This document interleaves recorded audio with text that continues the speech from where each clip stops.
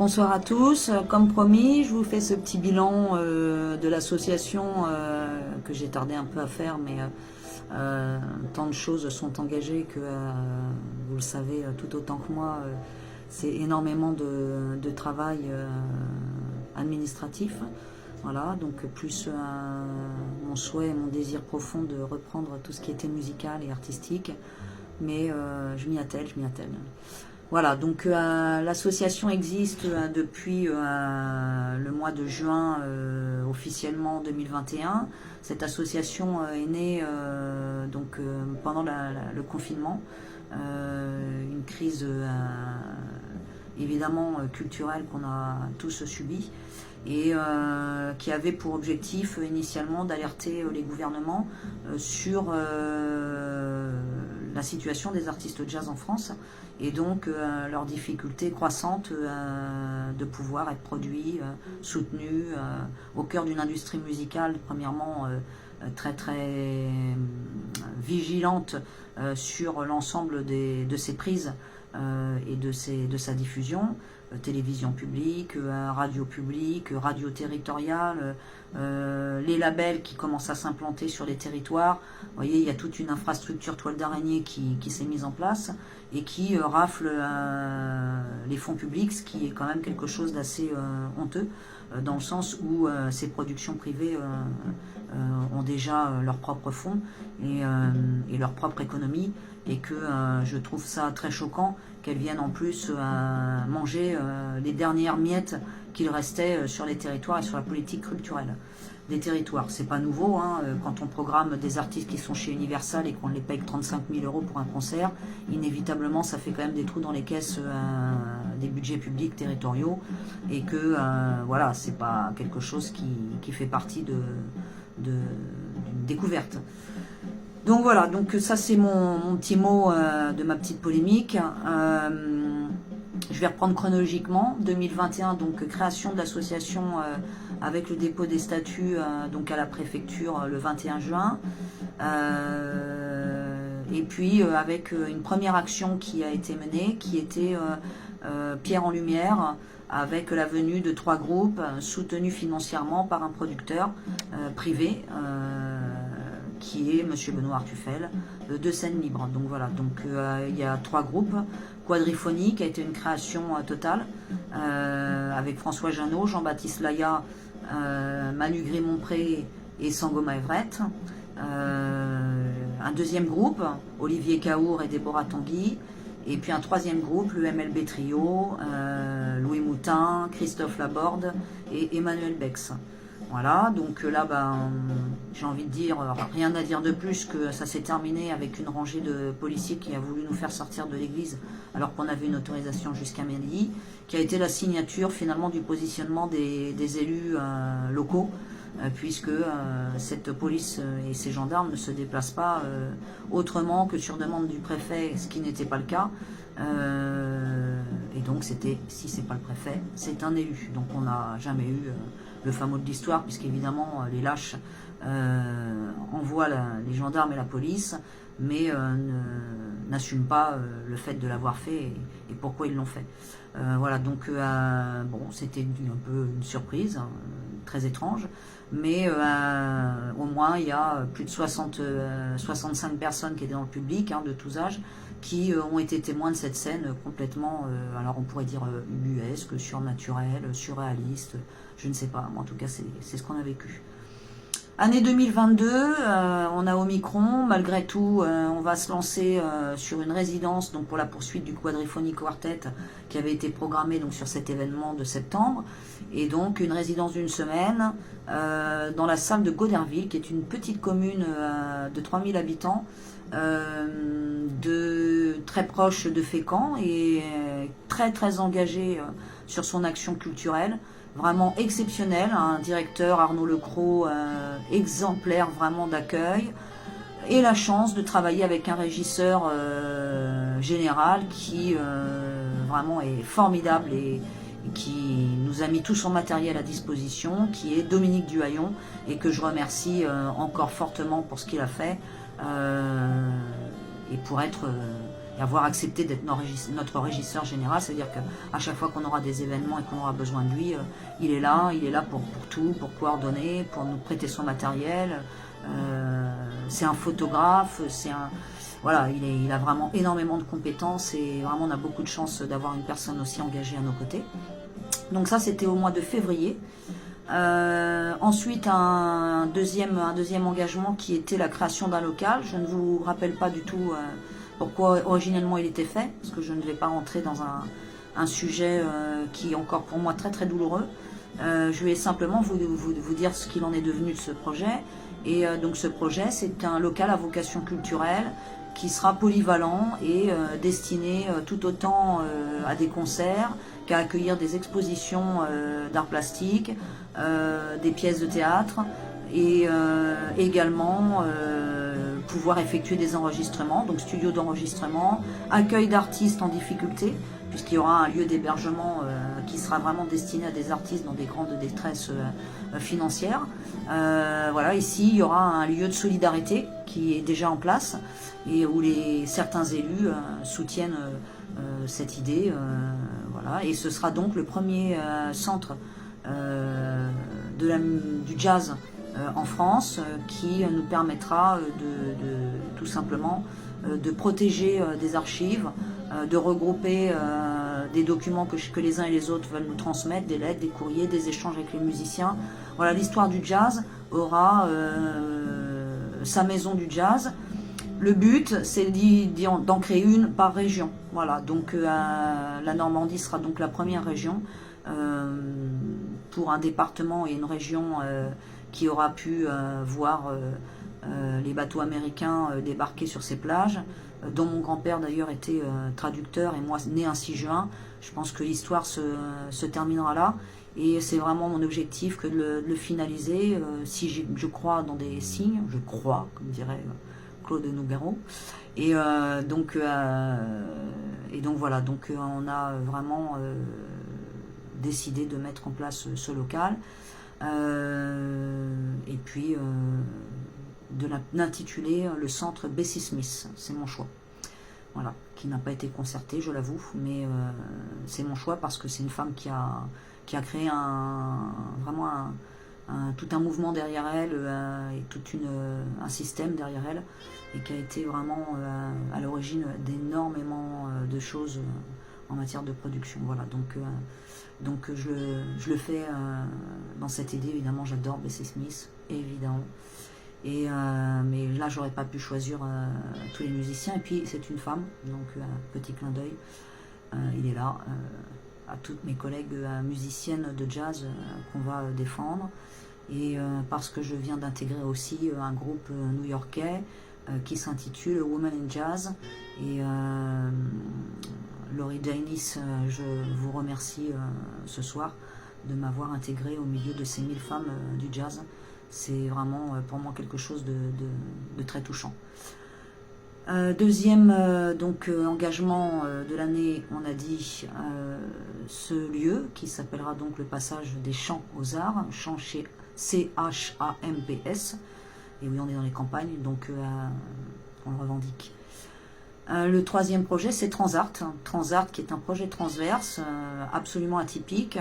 Une traversée transatlantique par Jimmy Ruggiero, qui est donc un bassiste jazz qui a joué en France pendant plus d'une quinzaine d'années, entre autres avec Gauthier Garrigue, que sans doute beaucoup connaissent, mais pas que, Vincent Calmette, des tas de musiciens. Je ne vais pas vous faire toute la liste parce qu'elle est très longue.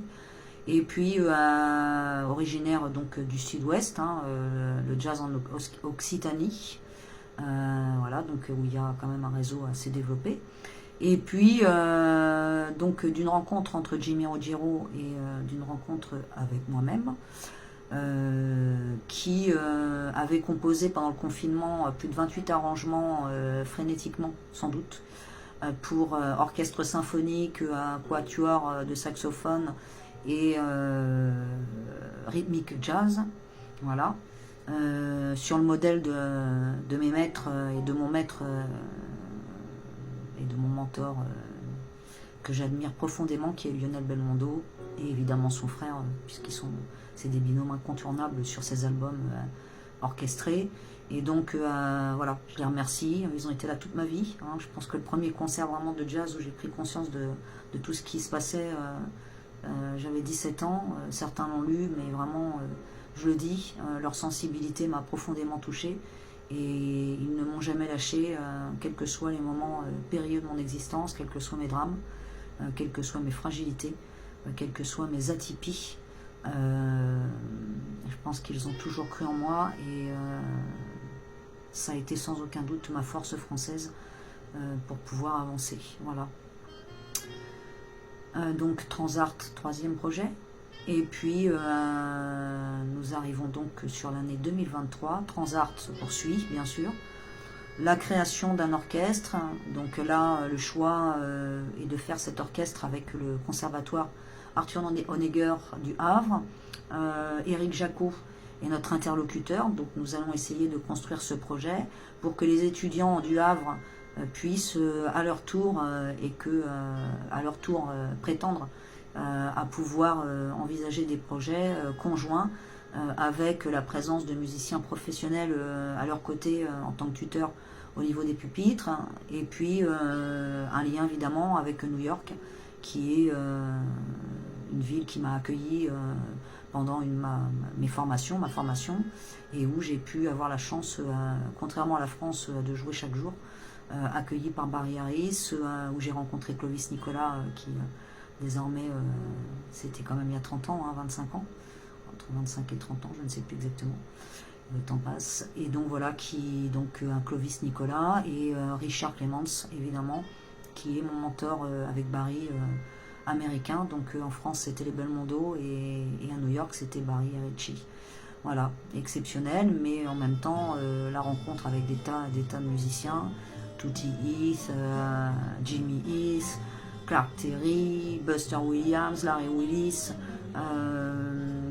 j'en oublie, Winton, et évidemment le grand Winton, et son accueil exceptionnel au Dizzy Club en tant qu'étudiante, où il me plaçait à côté de Roy Haynes en me disant mais toi là tu seras le mieux placé pour pouvoir entendre tout ce qui se passe. Là pour le coup, j'avoue que c'était le cas. Et donc voilà, donc plein de beauté, plein de merveilleuses rencontres exceptionnelles. Et Reggie Workman, voilà, j'en oublie, évidemment que j'en oublie. Terry Lyne, Carrington, et voilà, des moments magiques qui ont été ma force de résilience tout au long de ma vie, et qui le resteront parce que le jazz et moi, c'est quelque chose qui est dans mon ADN en fait. Voilà, donc je ne suis pas une grande musicienne de jazz connue, j'ai pas de prix, j'ai pas passé de diplôme.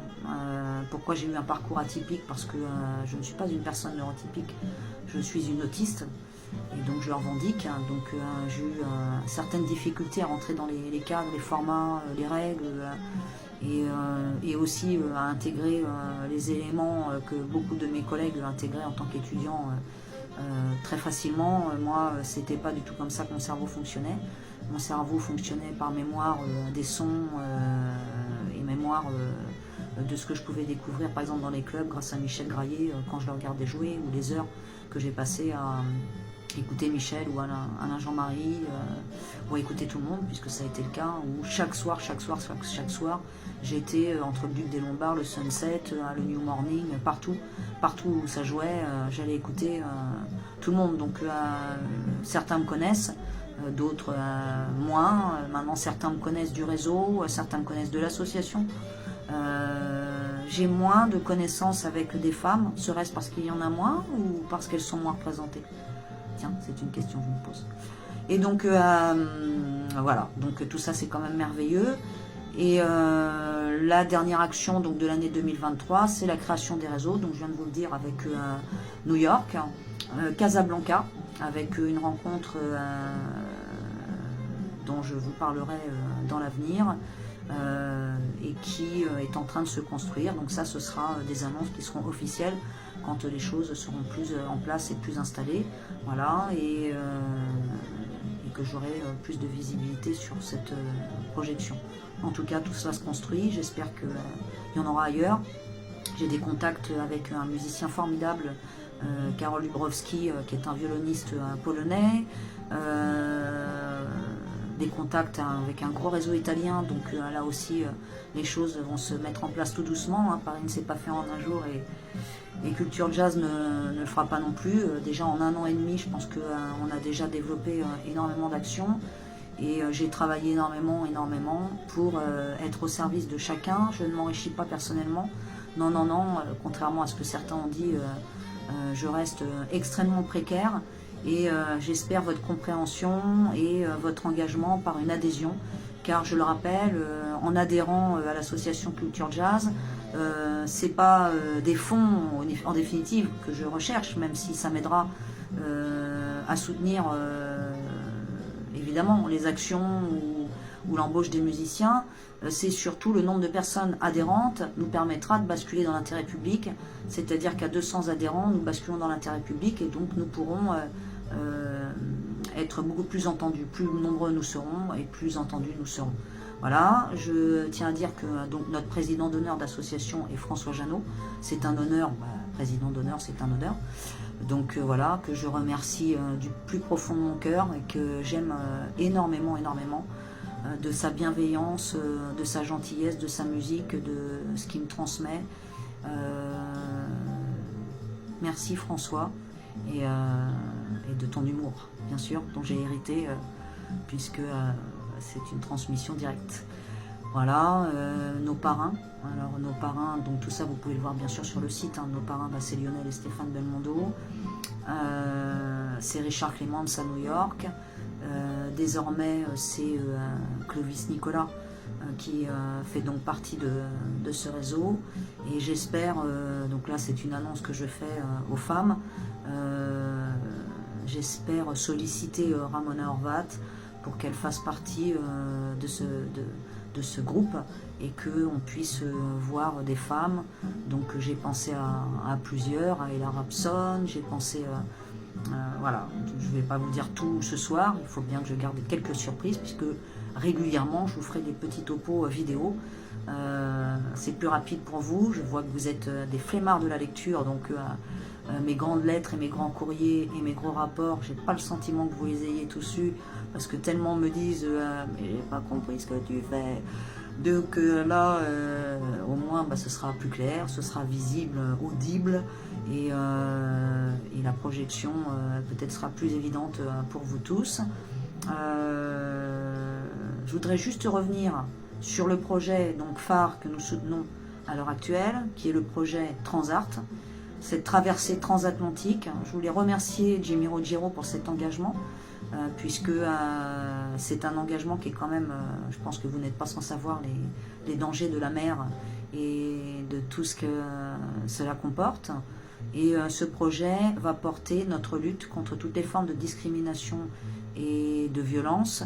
Donc le jazz a été porteur de cet engagement puisque Martin Luther King l'avait verbalisé et ça c'est Russell Siddick qui est parti il n'y a pas très longtemps, qui m'avait transmis ce texte. Voilà, donc ça aussi c'est un hommage que je rends à tous les Américains de Paris qui ont été présents, en tout cas moi dans mon parcours, que j'aime profondément. Cathy Roberts, je pense à toi. Je voudrais remercier Benjamin Sens de son engagement auprès de tous ces musiciens. Je voudrais remercier Jean Zlamovic avec son association Spirit of Jazz. Et voilà, et ça c'était très important, cette lutte contre toutes les formes de discrimination et de violence. Et donc c'est Jimmy et moi-même qui porteront ce projet. Donc soyez à l'écoute, soyez attentifs. N'hésitez pas à nous transmettre vos observations, vos questions. On est là pour ça, je suis là pour ça. Évidemment, lui, il n'a pas vraiment le temps de répondre, mais quand il est à terre et qu'il prépare son bateau, il vous accordera ce petit temps nécessaire, peut-être 1 heure par jour, ou une demi-heure, ou 3/4 d'heure en fonction de son timing. Et moi, je reste à votre disposition pour toutes vos questions et répondre à vos questions. Donc pourquoi la musique et la voile? Parce que dans la physique du son et dans la biochimie, la musique et l'eau ont ont un comportement interagissant, et que c'est quelque chose qui me fascine. Donc voilà, on a fait ce choix-là. Et pourquoi? Parce que c'est Jimmy Ruggiero, qui est quelqu'un de hors norme, et qu'on a beaucoup de similarités sur notre fonctionnement individuel, voilà, qui nous aura valu aussi parfois des difficultés plus importantes dans la vie, parce que quand on est atypique, évidemment, on est aussi très hyper émotionnel, et c'est pas toujours entendu ou toujours compris, et nous-mêmes on est parfois très maladroits dans nos façons d'exprimer nos sentiments, puisque c'est quelque chose qui ne fait pas partie de notre inné. Voilà, bien écoutez, je pense que j'ai fait le tour. Ah non, j'ai oublié de parler des chiffres. Les chiffres, c'est la première année 2021, 11 000 euros d'investis, donc sur mes fonds personnels, et 5 000 sur la production de Benoît Artufel de Seine-Libre. La deuxième année, c'est un chiffre de 40 000 euros, avec l'embauche de 27 musiciens, et avec donc, le soutien financier des pouvoirs publics à peu près à hauteur de 15 000 euros, et le soutien de mécènes à hauteur de 8 000, et mon soutien, le soutien de Pascal Tzulk, mon collaborateur, à hauteur de 800 euros, et mon soutien pour tout le reste. Donc vous faites le calcul, j'ai pas fait le calcul parce que c'est pas très intéressant, mais bon, vous vous rendez compte de ce que ça représente au niveau de l'investissement de mes fonds. Et puis la troisième année, les budgets prévisionnels sont lancés, donc là je ne peux pas du tout vous donner de chiffres, je peux juste vous dire qu'on pallie au quotidien sur les investissements qu'il y a à faire, donc n'hésitez pas à soutenir. Nous avons des liens sur Hello Asso, Culture Jazz, avec l'adhésion et les projets donc soutenus. Nous avons le site Culture Jazz, les pages Facebook, la mienne, Virginie Guillaumet, Jimmy Ruggiero pour le projet Transart et la page Transart, et nous avons bien sûr la page Culture Jazz et le groupe Culture Jazz. Donc voilà. Est-ce qu'il y a d'autres points à aborder? Je ne crois pas. Si, les contrebasses. Les contrebassistes, donc c'est une sollicitation que j'ai, enfin c'est un courrier que j'avais adressé directement à la ministre de la Culture concernant la problématique des contrebassistes et de leur voyage en train. Et donc j'ai eu un retour. Bon, certains ont lu le courrier. Je sollicite tous les musiciens pour me soutenir sur cette négociation qui va s'entamer à partir de lundi, puisque j'ai eu les coordonnées des responsables de la SNCF pour essayer effectivement de trouver une solution. Donc j'avais informé l'État de cette problématique, et de la problématique aussi des violoncellistes, puisque les violoncellistes pouvaient aussi être verbalisés parfois. Voilà, donc écoutez, là aussi, si vous voulez des informations et faire un suivi, n'hésitez pas à aller régulièrement sur la page, sur les pages du site Culture Jazz, où vous y trouverez les évolutions et les avancées. Enfin, je sais ce que j'ai oublié, c'est le lancement d'alerte, donc version numéro 1, il y aura une version numéro 2, puisque pour l'instant, les solutions n'avancent pas plus que ça, et que j'aimerais cette année pouvoir avoir des vraies solutions, en l'occurrence un RSA artiste, pour faciliter la vie à tous les artistes qui ont plusieurs statuts. Voilà, j'aimerais faire avancer les choses sur des problématiques de fond, un accès systématique à tous les conservatoires et lieux de travail, à tous les artistes qui n'ont pas de lieu de travail. Je pense aux batteurs qui se retrouvent dans des environnements sans leur batterie. Certains sauront de quoi je parle. Voilà, ou avec des voisins qu'on ne souhaite pas bouleverser quand même pendant 10 heures par jour.